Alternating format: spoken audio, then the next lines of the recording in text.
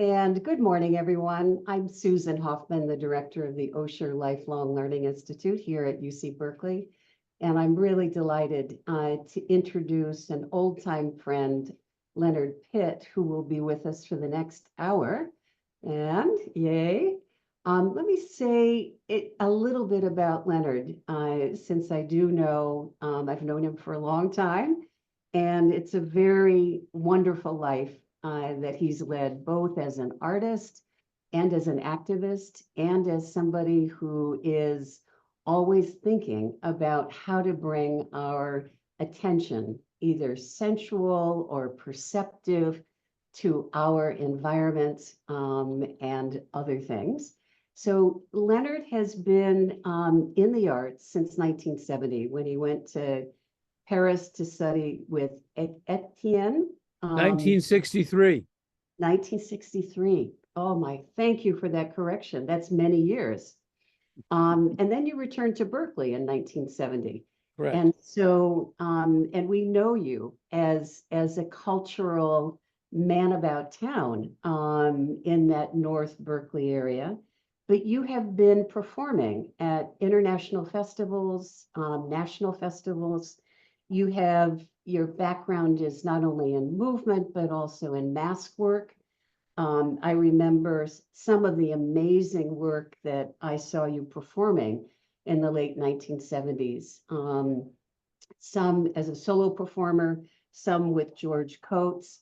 And then we had a chance to work more closely when you co-founded with three other talented artistic spirits, Life on the Water at Fort Mason Center. One of the programs that you brought to the fore was something that you called Eco-Rap.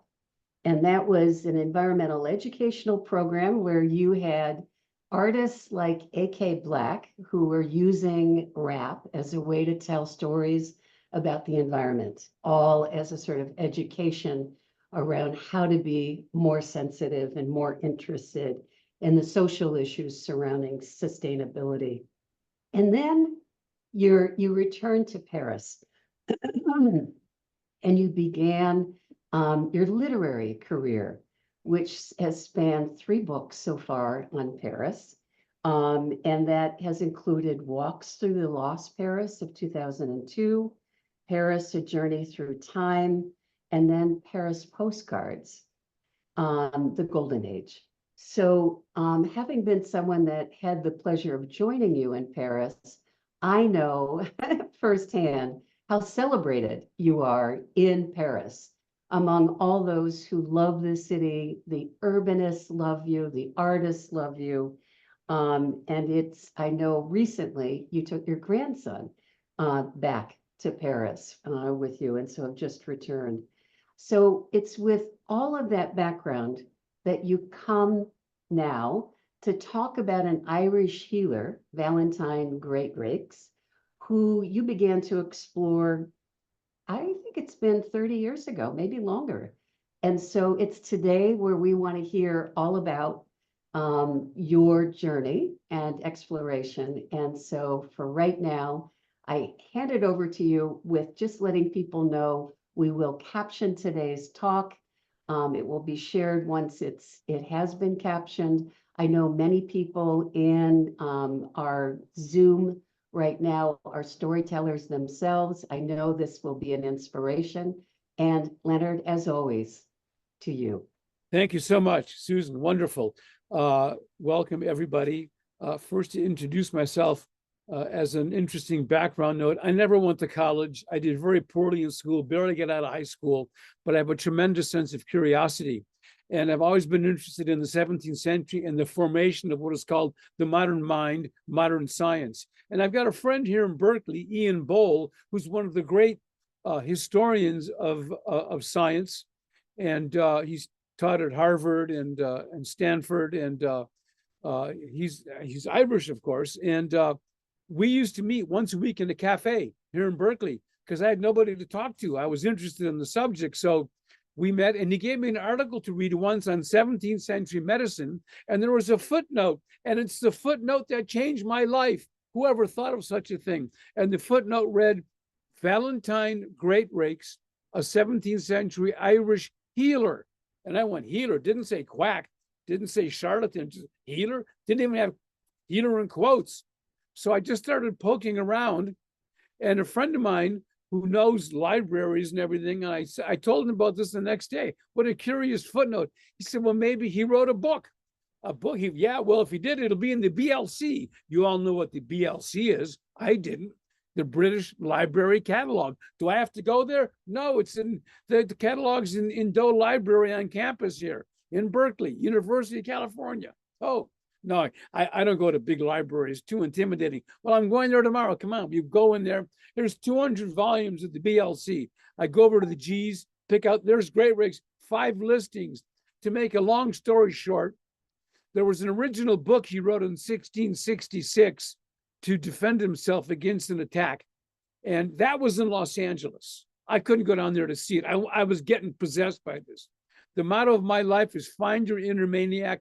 All the fun goes to the obsessed. So I was becoming obsessed. Well, there was a book written about him by a man named Henry Stubb, and that was at Stanford. I called up Ian. When are you going down there? Tomorrow. I'm going with you. He went down there. He went to teach. I went off to the rare book room, got a look at that book, had it Xeroxed. Can you imagine? I had it Xeroxed. Read it to Ian in the car on the way back, and he got very interested. He had never heard of Greatrakes. He got as interested in me.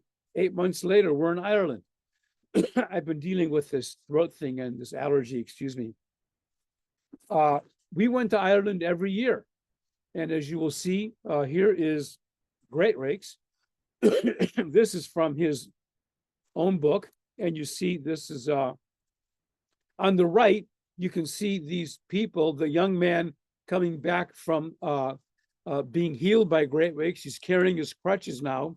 There's a gentleman with his wife taking him in to see Greatrakes, and a man on crutches going to see Greatrakes.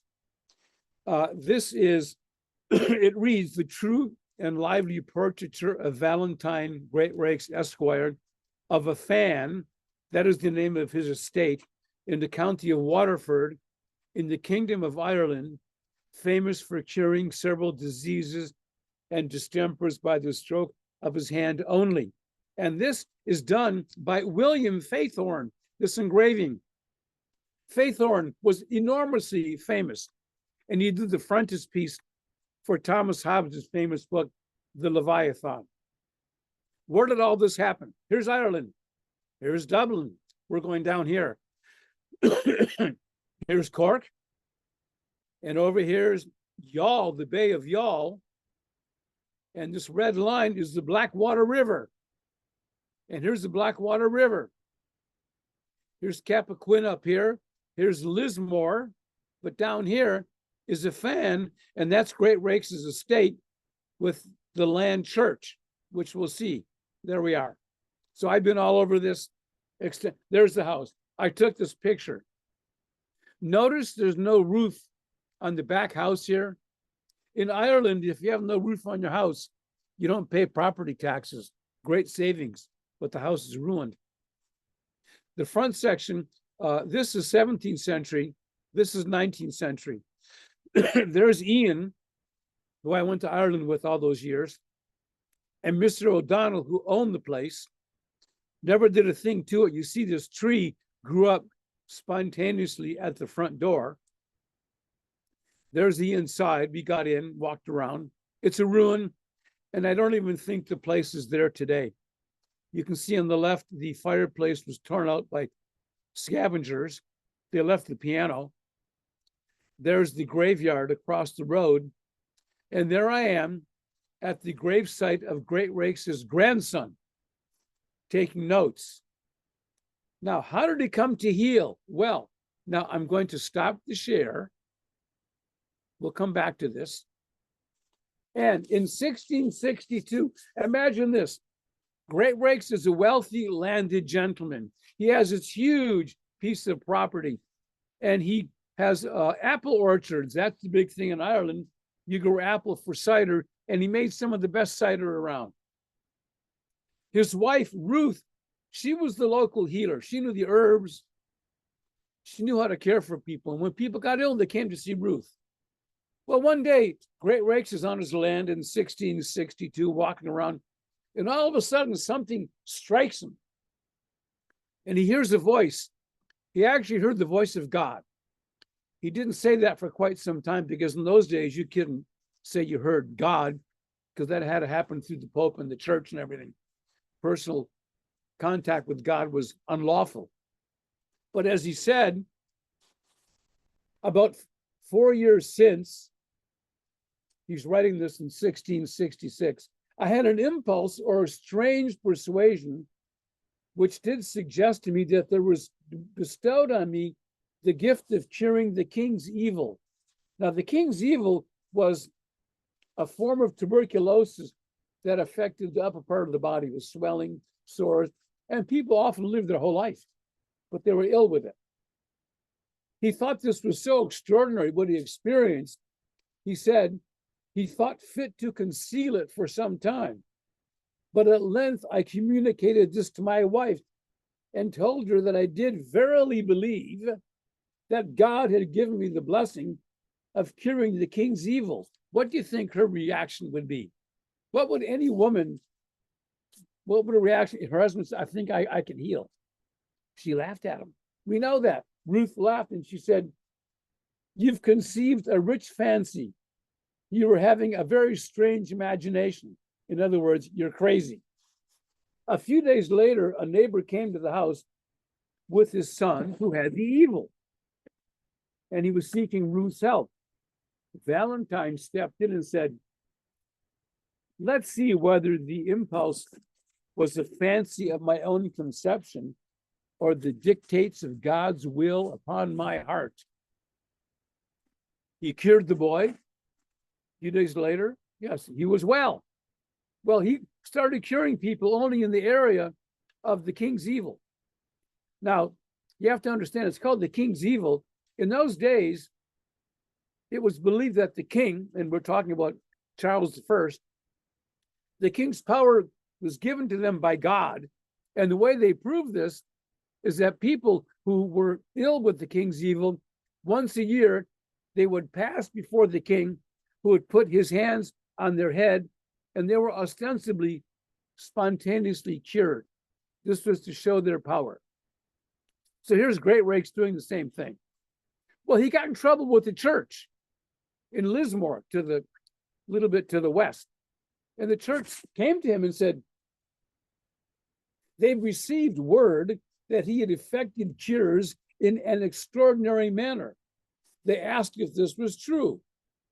And he said those wanting to know only had to come to his house for an ocular testimony of the truth. Come see for yourself. Or ask those he treated. And they said, where's your medical license? What license do I need? I never charged. He never charged, ever. Is there a law stopping people from helping their neighbors? They said, with what authority do you perform these acts? And he answered, my authority, my own strong imagination. He went on curing. Then 2 years later, he had a second impulse. And he says, I found as formerly the same kind of impulse within me, suggesting that there was bestowed upon me the gift of curing the ague. This was a malarial condition of fever and chills. Now, I just want to say, this is all very strange. And I often say, you're not going to believe a word I say, but every word I say is true. And this is all documented, as you will see, by some of the most famous figures of the day, scientists and medical people as well. So he has the second impulse, and he tells his wife. Now he's been curing for 2 years. She still doesn't believe him. Next day, a Mrs. Bateman comes to the house with a violent ague. He lays his hands on her, and she is cured. She returned with the husband and children, who went away immediately, as it was written, perfectly cured. 6 months later, April 2nd, 1665, he has his third and final impulse. He tells his wife and his brother and they still don't believe him. What do they need? Interesting, the skepticism, which we will see, plays out over and over. A couple of weeks later, he went to visit a friend of his in County Cork. He crosses this river. You see, that's the Blackwater River you see behind me. On this side is County Waterford. On this side is County Cork. I took this photo in the early 90s. You're looking north towards Cappoquin. So he goes to visit his friend in County Cork who had a terrible ague with hot and cold sweats. For the first time, he's in the house curing, and strangers come from all over seeking his help. And they show up with a variety of illnesses. Greatrakes is amazed. And for the first time, he has an experience as he would heal by touching people. And he was called the stroker, the master stroker. And he began to find there in Cork with his friend, as he says, for the first time, the pain skipped and flew in the body. He would heal someone here, and the pain would go down the arm, and then it would go out the fingertips. And that was the technique he would do, would take the illness or up here and to go out the eyes or the mouth or the feet, would go an extremity. And as he said, Lord knows, my soul was wrapped with wonder and amazement. My heart melted into tears. As you saw the numbers, he was healing. So here's a skeptic, 1665. Now we see down there in the south on the Irish Sea, the town of Youghal. And Lionel Beecher, he writes, having heard of many diseases healed and cured by Valentine Greatrakes of a fan, many of them seemed so strange to me that I could not give credit to the reports till I went up there to see for myself. He goes up to a fan.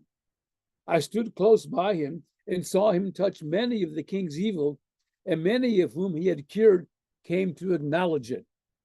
I saw him heal 8 persons of the dead palsy in their arms and legs, whom after he had touched and stroked them, he caused to be lifted up, and they had instantly the right use of their limbs. He goes on and on and on and on.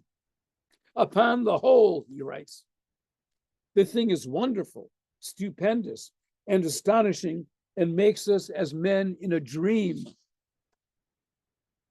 Now, I don't want to forget one thing.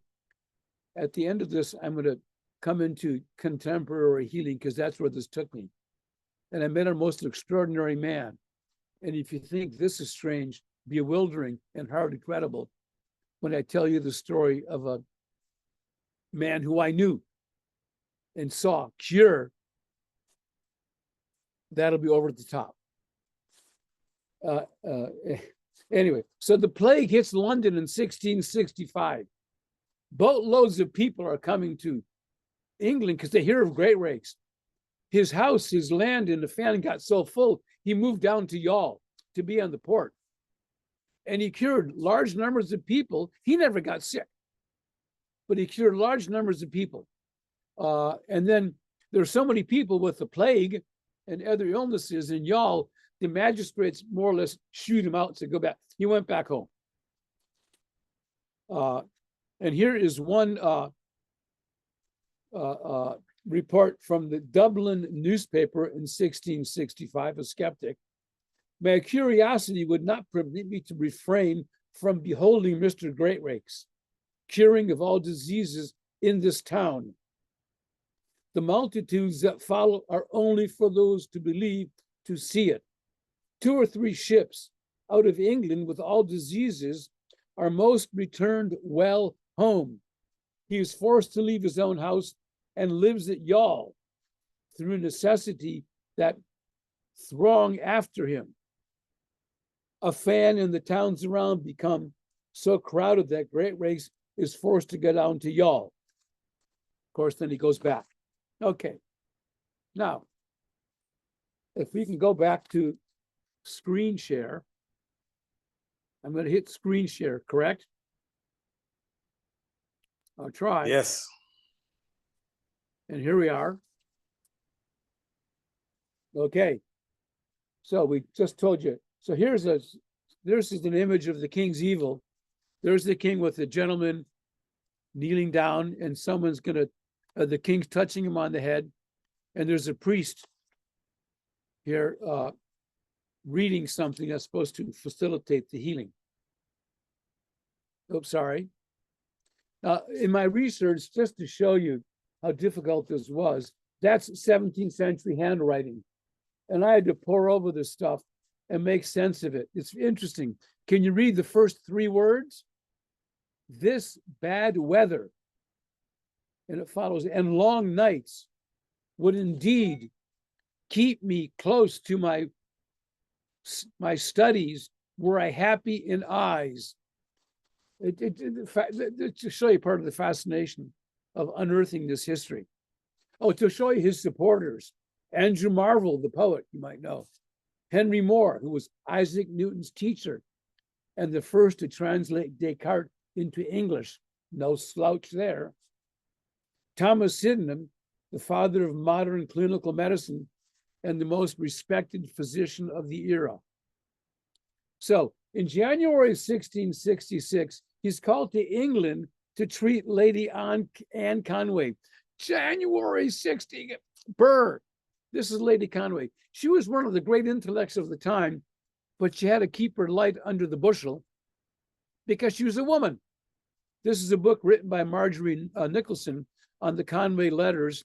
It's a fascinating reading. But she wrote a wonderful book on philosophy, and she had what was the a contemporary version then of the Algonquin Round Table, where great intellects of the period would meet at her house and talk about issues which she could not speak about in public. She wrote her book and she couldn't sign her name because she was a woman. She had no right to education, and men friends of hers educated her from the time she was a young girl. Anyway, look at this trip Greatrakes makes from here across the sea in January. I'm going to assume he lands in Bristol. Lands in Bristol, and then on his way up to where the Conways lived, he stops in Worcester. And while he's there, he cures a lot of people. Go. Then he goes up here to Ragley Hall. This is the estate of the Conways. They're royalty or aristocrats. This is their large property. I went here, of course. That's the estate, one side of it.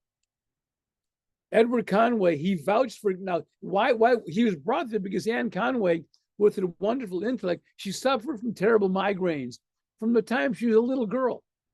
They tried bleeding her. They tried all kinds of things. Nothing worked. And despite Greatrakes, he could not cure her.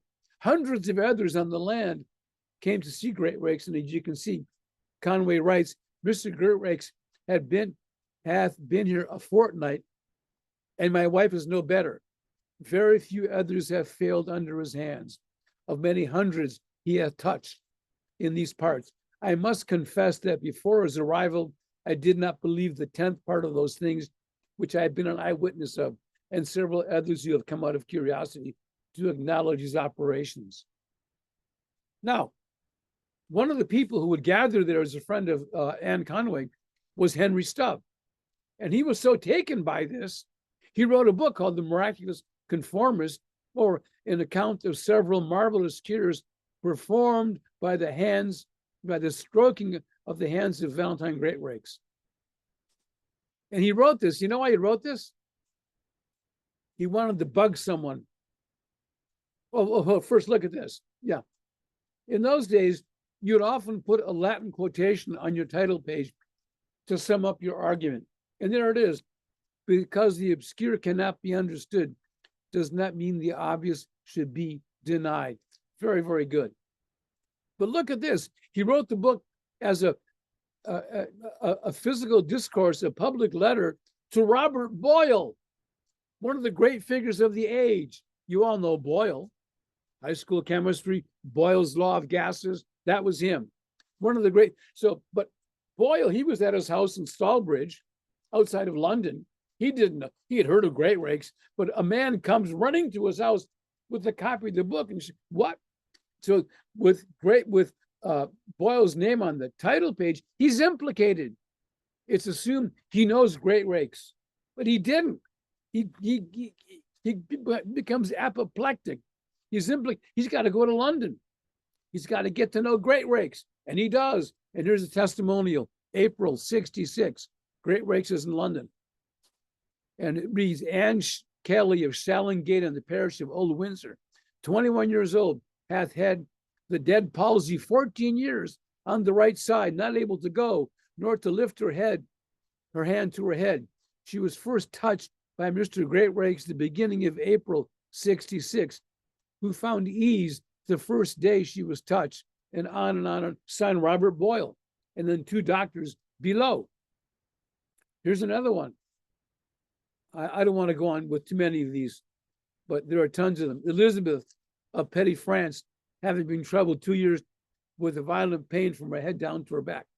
By stroking, had it removed downwards till at last it was driven out at her toes with the date. Now, this book, Greatrakes, was at the Conways, and he spent a month there. And then because he's going to go back to Ireland, and he gets a message from Worcester. Because he had cured so many people in Worcester, the town wants to put on a public celebration in his honor. They're so grateful. So on his way home, please stop here. They wrote down every word in those days. We know who bought the cider, who bought the wine, whose house the celebration took place at, how much they were paid for that. So Greatrakes, on his way home, he stops there. Big celebration. He didn't like all the crowds. He didn't like all the attention. But while he's there, a man comes from London, Lord Arlington. This is like the vice king, the second person in the monarchy. And he's calling Greatrakes to London on order of the king.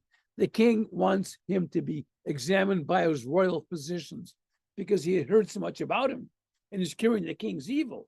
And if he's curing the king's evil, is he trying to remember, this is Charles II. What happened to Charles I? Had his head cut off by Cromwell. So Charles II has been in office. He's been the king now for 6 years. He's worried maybe there are people out there going to foment rebellion. Is Greatrakes trying to make you look bad? Greatrakes goes to London, and the king presents him with 4 people who were ill. We know their names, their age, where they live. He cured them all. And the king did nothing. Amazingly, he did nothing. He let him go. But while he's in London, let's see if I've got the slide here. Wonders No Miracles by David Lloyd, the grand detractor. He was a man of the church. And if you have Greatrakes performing these acts, now he says they're wonders, but they're not miracles, because if they are, how do you fit in all this with Christ and the apostles and what they're doing in their miracles? So he writes a whole book excoriating Greatrakes. Do I have the quote here? Yeah, VG, the miracle monger, a cheat. His brute impulses are madness, the method of Satan, and contrary to the nature of man. So he writes this book, completely takes him apart. And Greatrakes, he feels, what did I do? He doesn't even know me. He's never even seen me. So by then, Greatrakes knew Boyle.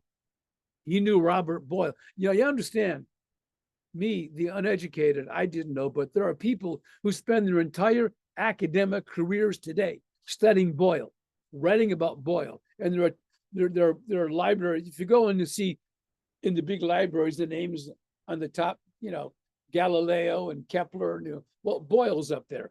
Okay. So he becomes friends, and of course, Boyle becomes a big supporter. And when Boyle sees this book, he says, you've got to defend yourself. Write your own book. Start collecting the names of people you've treated, the date, what they had, and then get people to sign. I'll sign. Boyle signed 7 of them. He writes the book. And he went and saw Lloyd. He said, come see for yourself. Why do you attack me? What did I do? And he said, of course, I'll come see you. He never did. He never did. So Greatrakes writes his own book. Now, can I show you something you won't believe? You won't believe, my friends. This is an original copy of that book. I found it.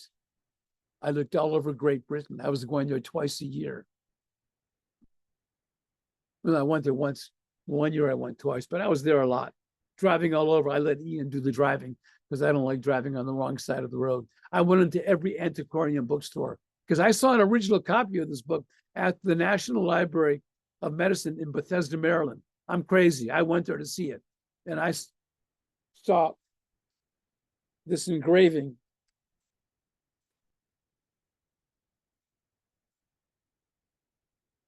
And I fell in love with it. I said, I want my own. I couldn't find it. I went into these antiquarian bookstores in Great Britain. They never heard of them. And I found this copy of the book. And you know where? Are you sitting down? In San Francisco. Oh, the gods were on my side.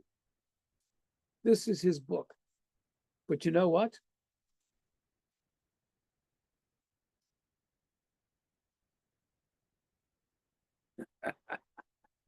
What is this?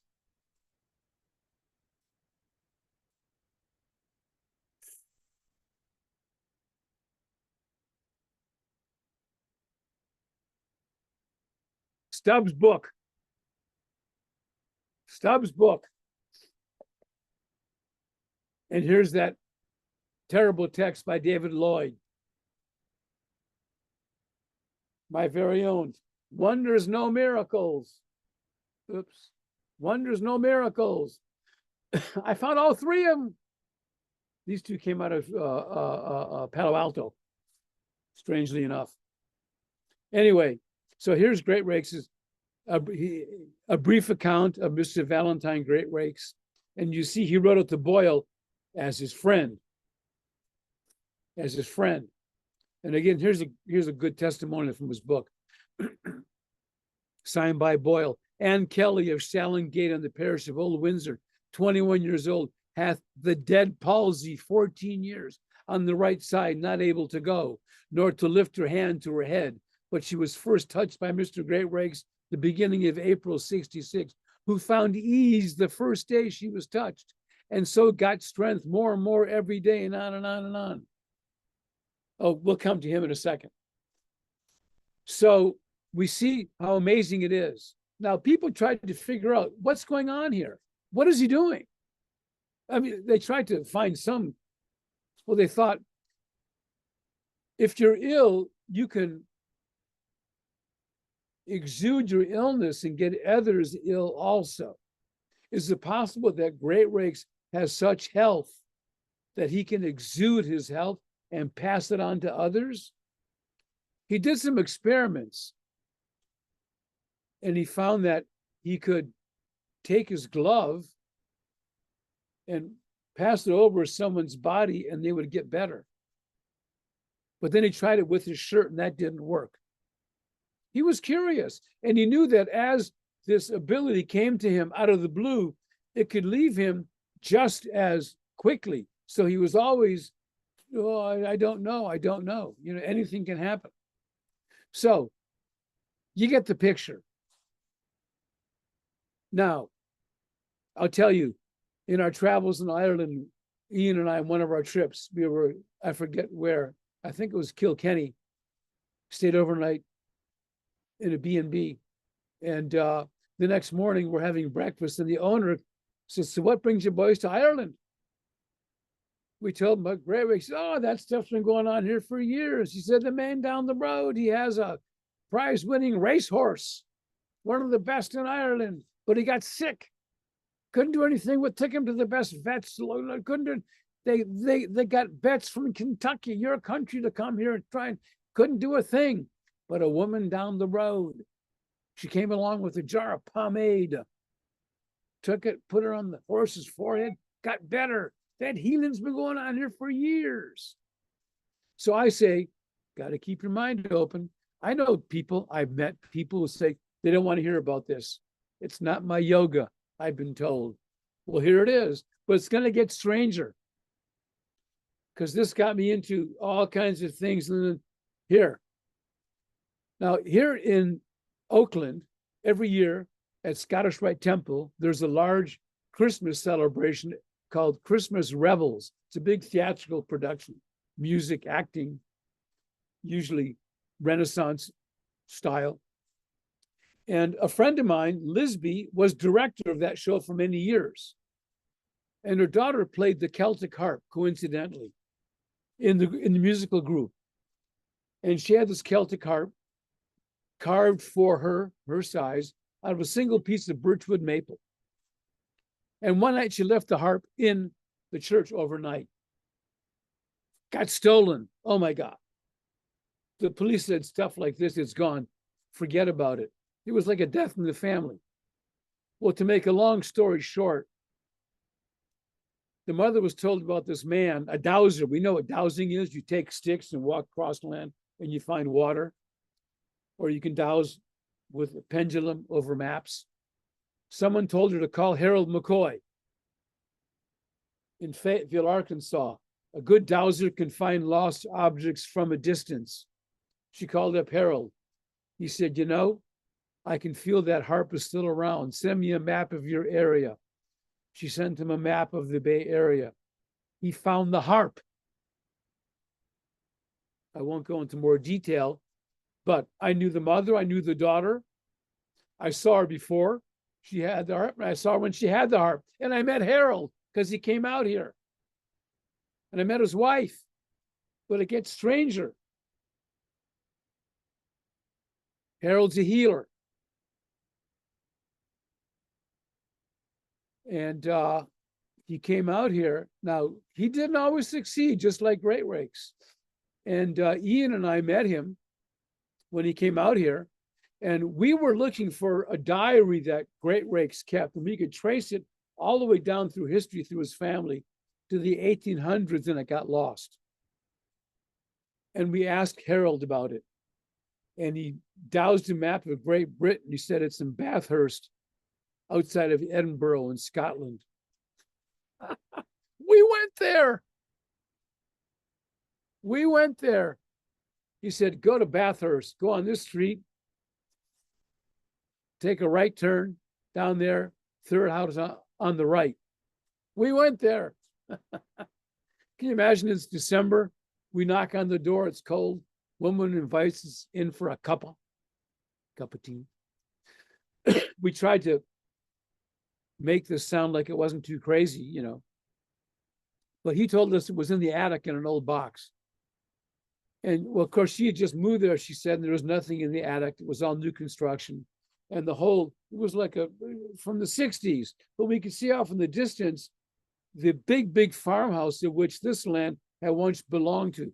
So maybe, you know, when Harold found the harp, he was off by one house in Oakland. We know that. So maybe he was, but we didn't have time to go to that place. So that's Harold's one, didn't work.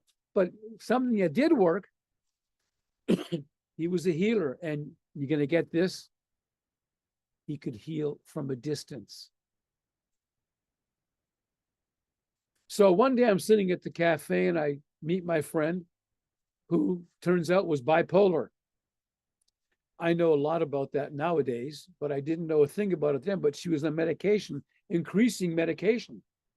And she felt lousy. I said, call Harold. She called him up. He said, I'll work on you. I saw her a couple of weeks later. I don't feel any better. I said, call him back. She calls him back. He said, okay, I'll work harder on you. I saw her about a month later. How's it going? She said, I'm fine. It's gone. She started going off her medication little by little until she was off it completely, excuse me. All of her symptoms disappeared. The psychiatrist she saw at the time couldn't explain it.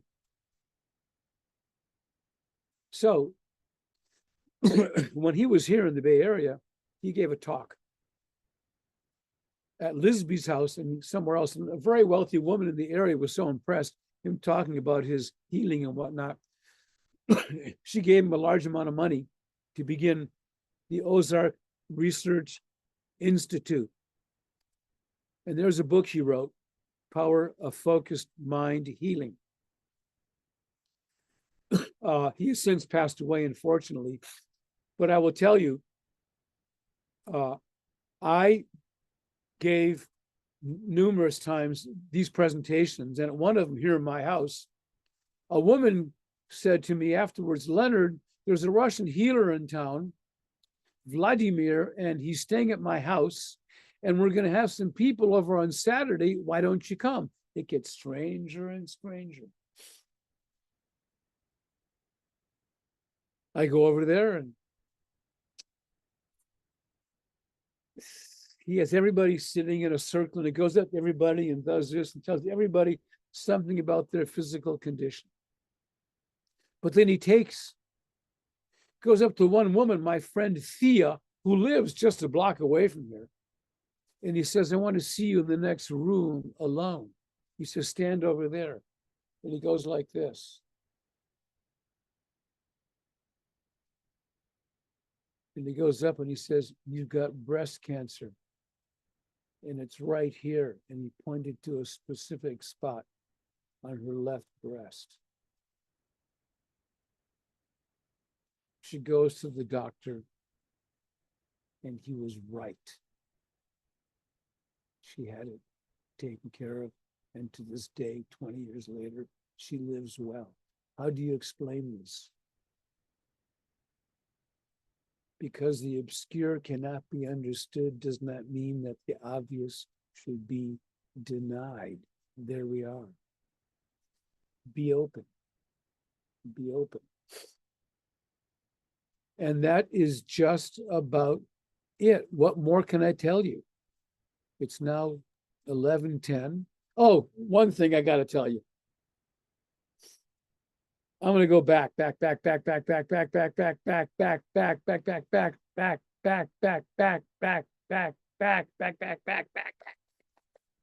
got to show you something. Right here. Here's Cork. Here's Y'all. There's Cove and Cork. I went to Cork in 1962. And to Cove, it's pronounced Cove, to do a favor for a friend of mine. I'll just mention this because it's so extraordinary. A friend of mine who you might have heard of, his name is Stan Laurel. How's that for a difference? You want two different reasons to go to Ireland? Valentine Greatrakes and Stan Laurel. I did Stan Laurel a favor. And that's a whole different thing. And if you want that story, meet me at the cafe opposite Chez Panisse. I'll give you the whole story. So I've had extraordinary experience in Ireland. And I'll just tell you, I met Stan Laurel because I called him up one day on the phone. Be open. And I said, can I come over and visit you? And he said, sure. Anyway, on and on. Susan, here we are. Where do you want us to go? Well, I think we've got a couple of comments that have come in that are fun to take a look at. Okay. First is a question about Anne Conway. It sounded like she was not healed. Is that correct? She was not. No. She was not healed. Okay. No. And then we have a comment from a healer here who talks about her own experience with this kind of energetic healing. Okay. Which would you call that's what Greatrakes had, was energetic healing? That's fine. Sure. Okay. Sure. And part of it obviously is for people who know acupuncture and acupressure. No. But just to say, there were times when he didn't make incisions. Mm-hmm.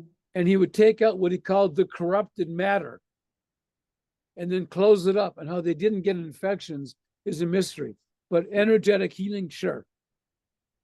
So I think it, and obviously how the body heals itself is also, one of the things to question. I think what's captivating to me is your storytelling and how you pull the thread, how you follow and track, and the importance of holding the book in your hand, the importance of going there and seeing, the estate. Can you talk about the proximity to the material, to the person, to the land? That is one of the things that you pursue in your storytelling. Well, you want proximity. Oh my God. Mhm.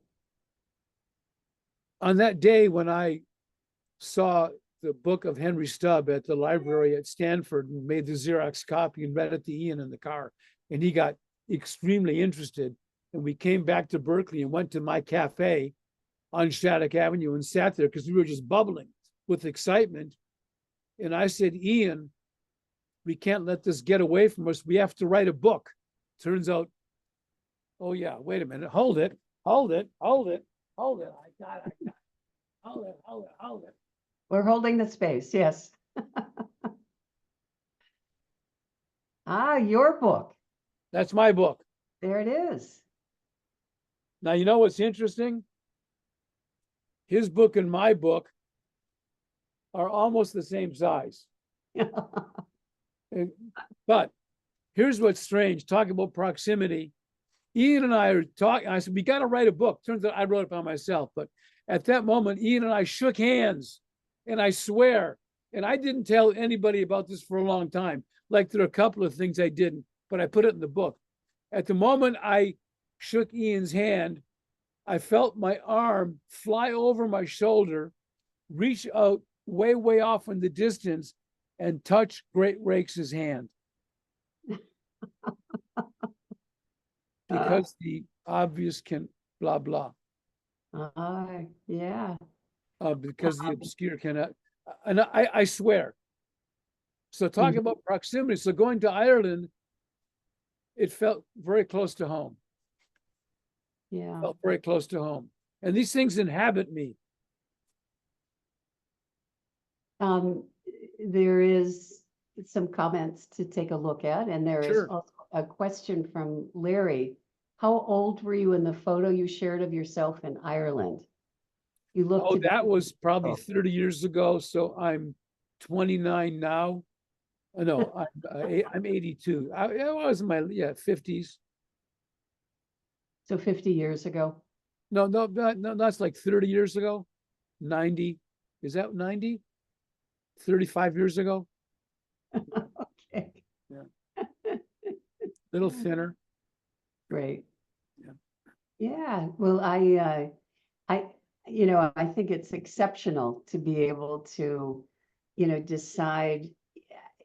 I mean, does the subject decide? Do you decide the subject, or are you chosen by the subject? Is there a mysterious connection that happens? It sounds like it was with Greatrakes. Well, with Greatrakes, the way I put it, the gods on high were talking one day and saying, this man, Greatrakes, he had such renown in his day. He was followed by thousands of people. And he kind of fell off the map of history. Nobody knows him today. We should bring him back. Yes, I think we should. The other god says, well, to do that, we'll have to find somebody down there, a great scholar who knows how to do all the research and to bring him back to the public. Yes, a great scholar, a very instructed person. The other god said, no, wait, let's have some fun. Let's get a clown. He doesn't know anything. There he is. It was me. It was me.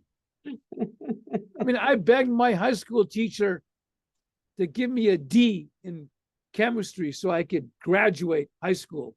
Because I took it in summer school because I failed it. But understand, I studied mime in Paris with Etienne Decroux. You don't know, but you all know Marcel Marceau, and he was Marcel Marceau's teacher. And I learned focus from Decroux, how to move my body. and what focus can give you. And whether you're focusing here or here, and then just be open.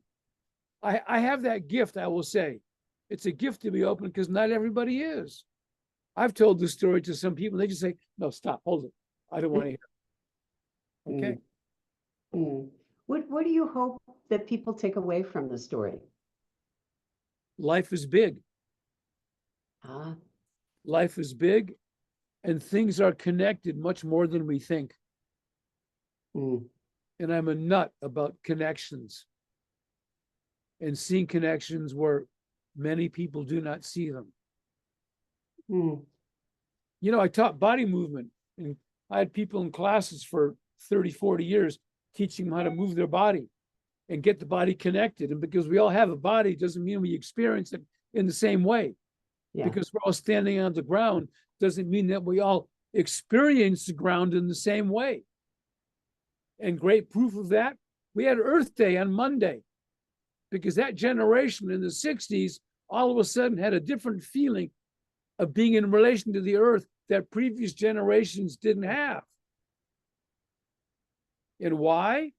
Yeah. Because Elvis gave us back our pelvis and gave us the lower center of gravity. And you get a low center of gravity, you're taking the pyramid that's been on its point and you're putting it on its base. That's what happened. You get a different relationship with the ground and the whole world changes. So I'm a nut about connections.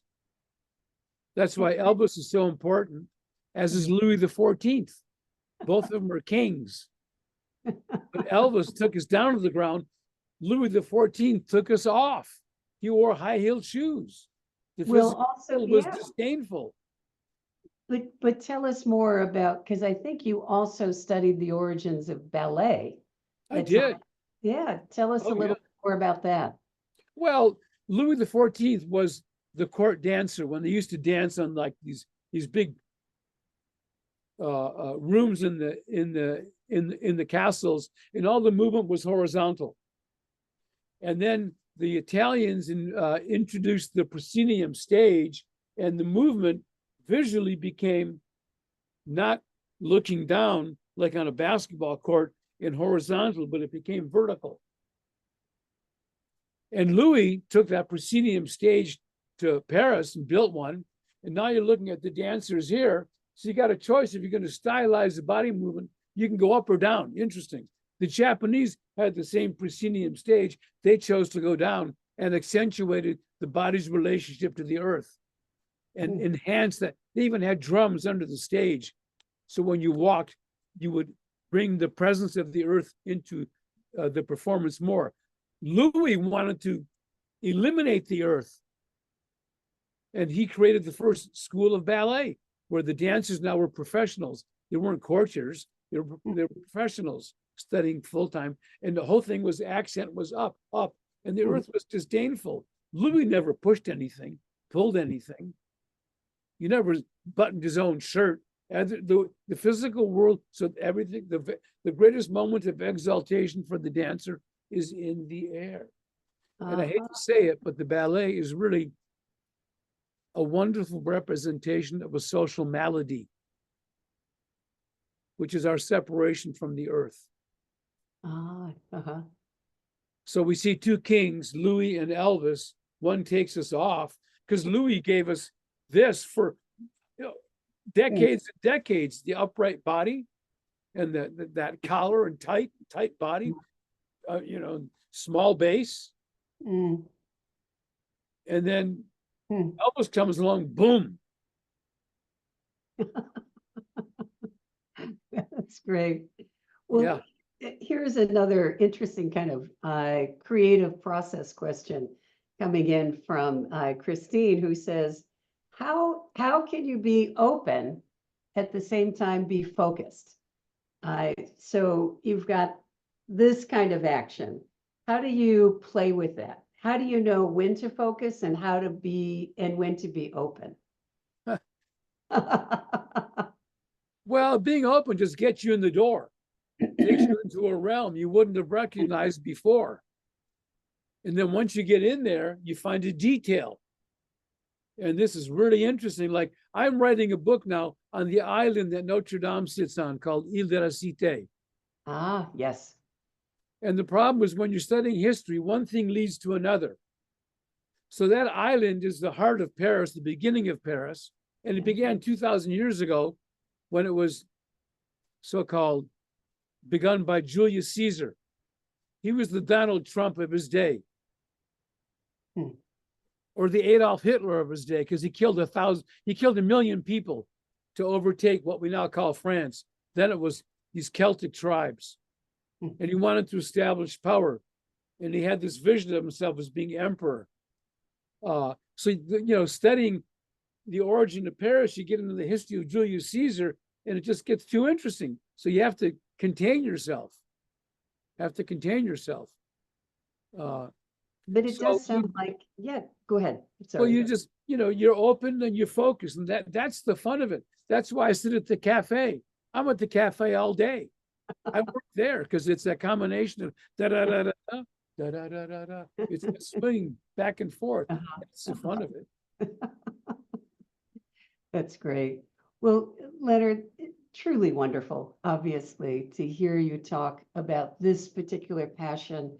I'm delighted to hear about the work on Notre Dame, and that will be a book as well. It seems like because, well, I was mentioning to you earlier before we started our session, I see your life, having begun in kind of movement and physical theater, and then over time you created an incredible relationship to language and imagery. Imagery's been throughout, obviously, the mask making, the physical theater, but now this exaltation of language in the storytelling.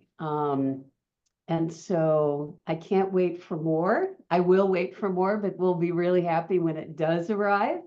And we'll see you in the North Berkeley Cafe, I hope someday. Across from Chez Panisse, the brick building. Okay. I'm there at 8:30 in the morning for hours. Okay.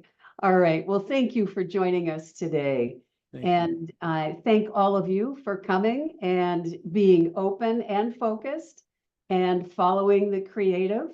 And so we look forward to having you back. Let me mention the next week at our Vital Aging Forum on Wednesday, we will be talking about the lessons of workout burnout. It will be the world's authority around burnout.